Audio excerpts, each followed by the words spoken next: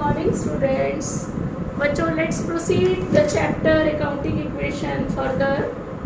Today I am taking question number 9a.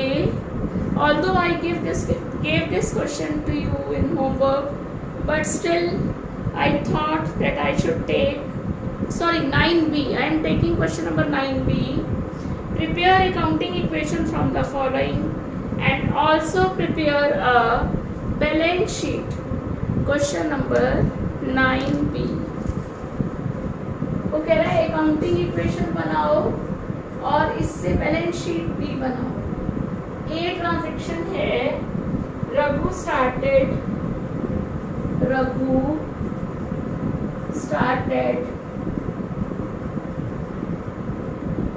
Business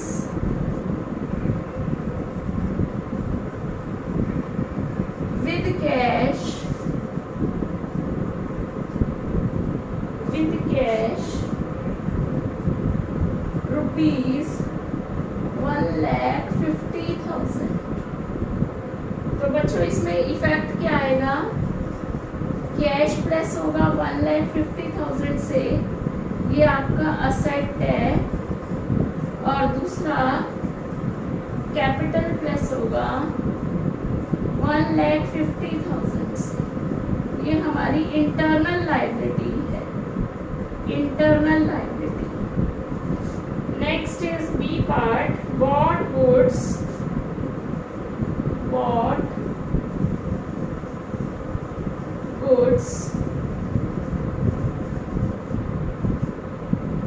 for cash rupees 80,000 and on credit for rupees 40,000.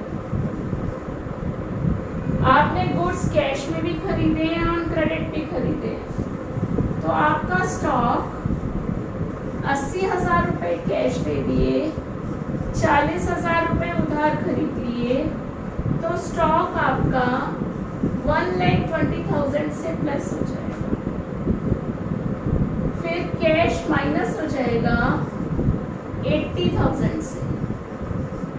Stock भी asset है और cash भी asset है,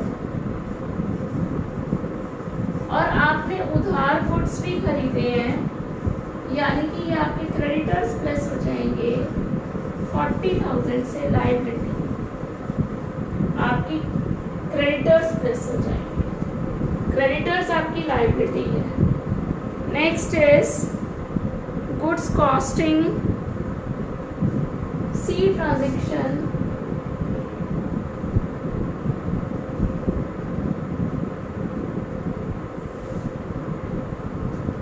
costing rupees, third है इसका, या सी कह दो. सी इसका सी पार्ट है. Goods costing rupees 75,000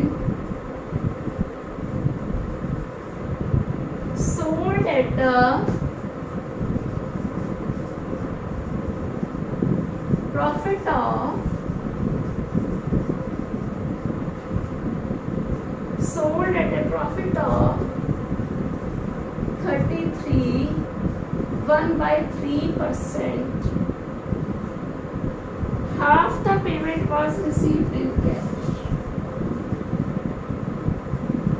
Half the payment was received in cash.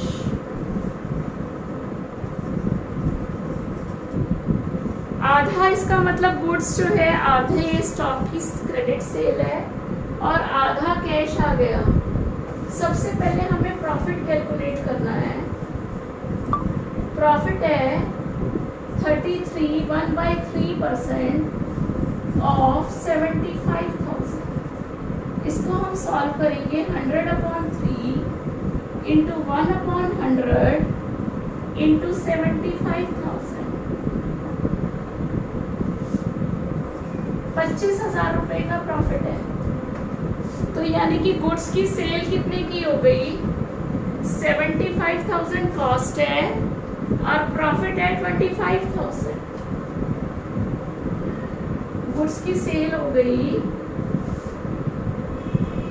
Cost plus profit is equal to sale price. Cost है 75,000, प्रॉफिट है 25,000, यानी कि ये सेल हुई आपकी 1 लाख। 1 लाख में से हाफ पेमेंट आपके पास कैश आ गया, कैश आ गया गुड्स की सेल करने पर। तो 50,000 आपके पास कैश आ गया और आधा पैसा आपका उधार में है, डेटर्स। ये भी असेट है, ये भी असेट है। स्टॉक माइनस होगा आपका 25,000 रुपए से जो प्रॉफिट है, सॉरी 75,000 रुपीज। स्टॉक आपका माइनस होगा कॉस्ट से, ये भी असेट है, ठीक है।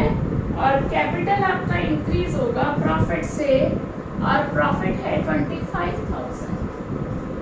इस तरह से बच्चों इस ट्रांजैक्शन की डीलिंग होगी। Next is D part. D transaction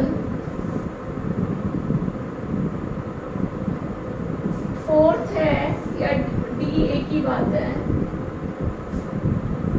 D transaction कह रहा है goods costing ₹10,000 sold for ₹12,000 on credit. Goods costing ₹10,000 sold on credit for ₹12,000। यहाँ पर 10,000 के गुड्स 12 में सेल हो रहे हैं, तो यहाँ प्रॉफिट हो गया 2,000 का। 2,000 का प्रॉफिट हो गया, तो प्रॉफिट से हमारा कैपिटल इंक्रीज हो गया। स्टॉक हमारा माइनस हो जाएगा कॉस्ट से, यानी कि 10,000 से, और क्रेडिट सेल है यानी कि डेटर्स, ये भी असेट है। और डेटर्स हमारी क्रिएट हो गए 12,000 की। कस्टमर से हमको 12,000 रुपए लेने।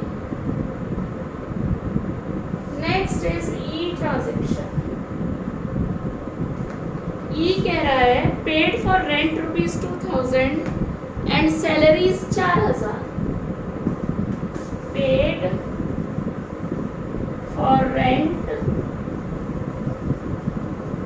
₹2,000 एंड सैलरीज ₹4,000।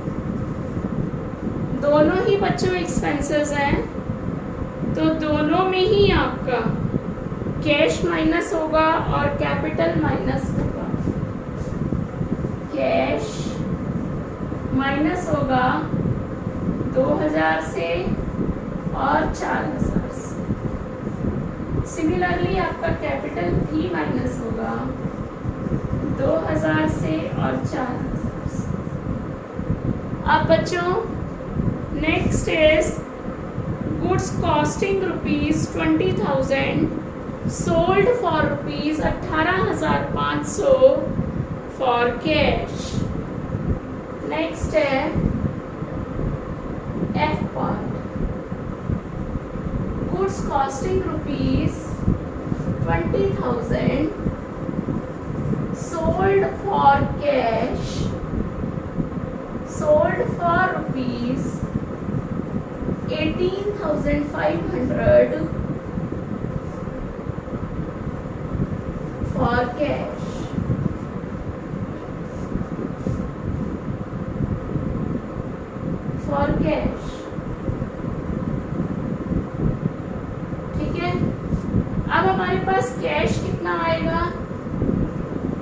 18,500 का। और अब की बार बच्चों 20,000 के गुड्स 18,500 में बेच रहे हैं, लॉस है 1,500 का। और लॉस से हमारा कैपिटल माइनस होगा, दिस इज लॉस, 1,500 रुपये माइनस होंगे। और स्टॉक माइनस होगा 20,000 से, ठीक है। कॉस्ट से हमेशा स्टॉक कॉस्ट से लेस होता है।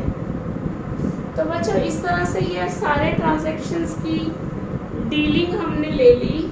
अब इसको मैं आपको टेबुलर फॉर्म में करके दिखाती हूँ।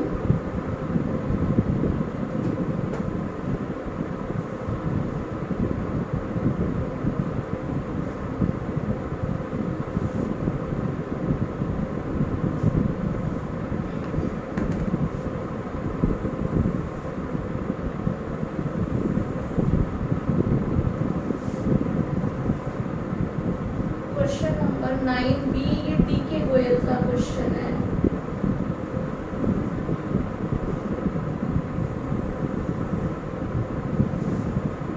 Assets is equal to capital plus liabilities. Transaction number A. Business started with cash. Raghu ने बिजनेस 1,50,000 से स्टार्ट किया, तो इसमें एक तो कैश आ गया और दूसरा कैपिटल आ गया। 1,50,000 is equal to 1,50,000 b. Next is bought goods for cash 80,000 on credit 40,000 plus stock आपका टोटल 1,20,000 से इंक्रीज हो गया। 80,000 आपने कैश पेमेंट कर दिया, तो 80,000 से आपका कैश माइनस हो जाएगा और 40,000 रुपए के क्रेडिटर्स आ जाएंगे बी वाले ट्रांजैक्शन में, ठीक है। अब देखो यहाँ पर कैश आपके पास 70,000 बचा, 1,50,000 में से 80,000 का पेमेंट हो चुका है, 1,20,000 का स्टॉक, टोटल हो गया 1,90,000। यहाँ कैपिटल 1,50,000 प्लस क्रेडिटर्स 40,000, ये भी 1,90,000 और ये भी 1,90,000। थर्ड है goods costing ₹75,000 sold at a profit of 1/3 33 1/3%। तो यहाँ प्रॉफिट हो रहा था बच्चों, यहाँ 25,000 का प्रॉफिट है, तो इसलिए कैपिटल इंक्रीज हो जाएगा। आधा पेमेंट आपको रिसीव हो गया, 75,000 की कॉस्ट थी, 25,000 रुपये का प्रॉफिट था, तो टोटल सेल हमारी 1 लाख की हुई थी। 1 लाख में से आधा पेमेंट हमको रिसीव हो गया, ठीक है, और आधा हमारा डेक्टर्स है, फ्यूचर में रिसीव होने वाला है। स्टॉक हमने परचेज किया है या सेल किया है? सेल किया है, तो सेल किया है तो उसकी कॉस्ट है 75,000। स्टॉक हमारा 75,000 से लेस हो जाएगा और एक डेक्टर आ जाएगा 50,000। 50,000 उधार में है। अब यहाँ पर 1,20,000 का कैश हो गया और 45,000 का स्टॉक बचा, 50,000 के डेक्टर्स 70 और ये हो गए 2,15,000 और यहाँ हो गए 1,75,000 प्लस 40, ये भी हो गए 2,15,000। डी ट्रांजेक्शन,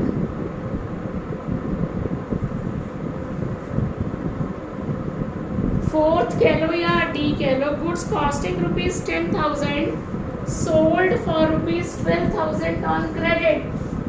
12,000 में क्रेडिट सेल हुई, 10,000 के गुड्स थे, 10 से स्टॉक माइनस हो गया, 12,000 के डेटर्स आएंगे आपके पास, कैश आपके पास फिलहाल कुछ नहीं आया, 2,000 का प्रॉफिट है, इससे आपका कैपिटल इंक्रीज हो गया। अब ये आपके पास 1,20,000 का कैश और यहाँ पर 35,000 का स्टॉक, 62,000 का डेटर्स और 1,77,000 का कैपिटल प्लस 40,000 के क्रेडिटर्स। ठीक है, इसको हम ऊपर लिख लेते हैं। अब नीचे बोर्ड पे स्पेस खत्म हो गया।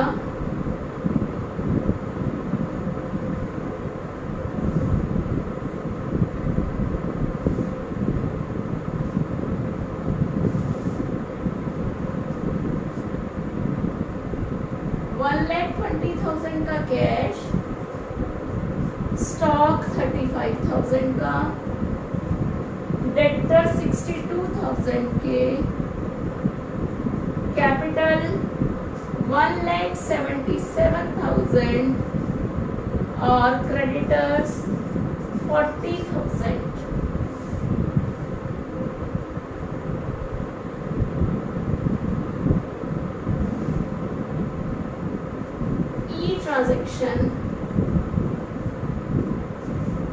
ई ट्रांजैक्शन कहता है paid for rent and salaries. 2,000 रुपए के रेंट पे किया और 4,000 की सैलरी पे की। कैश माइनस हो गया 6,000 से और कैपिटल भी माइनस हो गया 6,000 से। दोनों ही पेड हैं, बाकी में नो चेंज, जीरो फिल कर सकते हैं हम।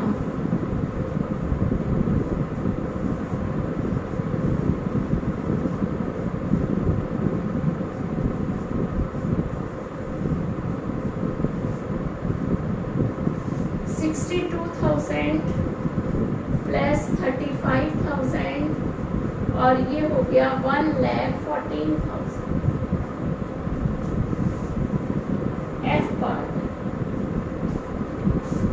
Next is goods costing ₹20,000 sold for ₹18,500 in cash. यहाँ 1,500 का लॉस है, इससे कैपिटल आपका डिक्रीज होगा, ब्रैकेट बना दी। 20,000 का स्टॉक माइनस होगा, कॉस्ट 20,000 है और कैश आएगा आपके पास 18,500। ठीक है, कैश सेल है 18,500। 40,000 प्लस यहाँ हो गया 10 में से 1,69,500 इज इक्वल टू 62,000 के डेटर्स प्लस 15,000 का स्टॉक बचा प्लस और यहाँ हो गया कैश आपके पास 1,32,500। अब बच्चों इस फाइनल वाली इक्वेशन से हम बैलेंस शीट बनाएंगे। इसमें बैलेंस शीट भी मांगी है। ये सब हमारे असेट्स हैं, कैश, स्टॉक और डेटर्स, और कैपिटल और क्रेडिटर्स हमारी लायबिलिटी है। तो बैलेंस शीट में देखो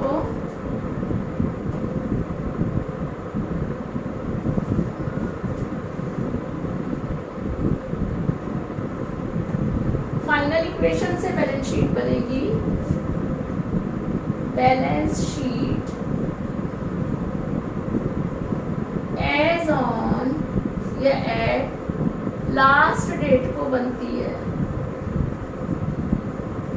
मान के चलो 31 मार्च 21 में बन रही है।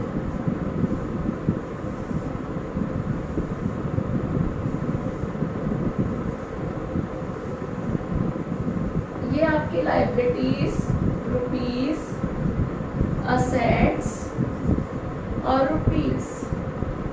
लाइबिलिटीज में कैपिटल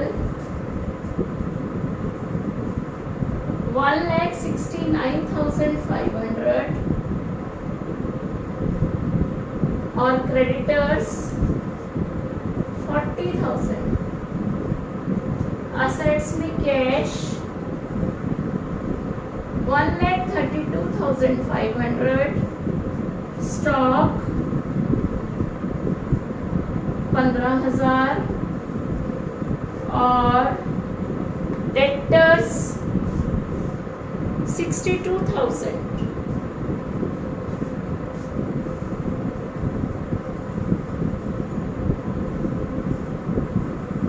अब इसको सम अप कर देंगे।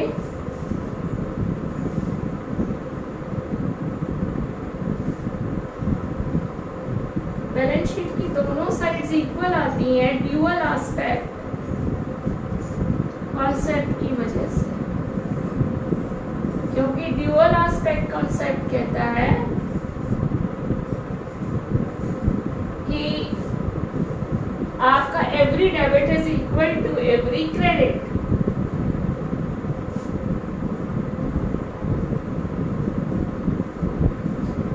इस तरह से देखो बच्चों, बैलेंस शीट की दोनों साइड्स आपकी इक्वल आ गई।